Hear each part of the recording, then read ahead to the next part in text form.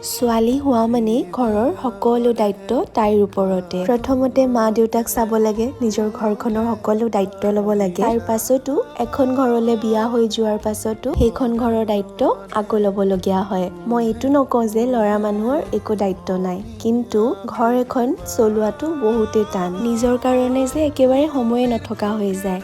মই সৰুৰ পৰাই নিজৰ মাক দেখি আহিছোঁ। আগতে যেতিয়া পাপা কামৰ পৰা আহে, যেতিয়া চেলেৰি পায় মাৰ হাতত দিহে দিয়ে, কিন্তু গোটেই ঘৰখন চলোৱা পৰা চব মাৰ ওপৰতে থাকে। আগতে মায়ে কৰিছিলে, এতিয়া মা নাথাকাত আমি কেইজনীয়ে কৰিব লাগে।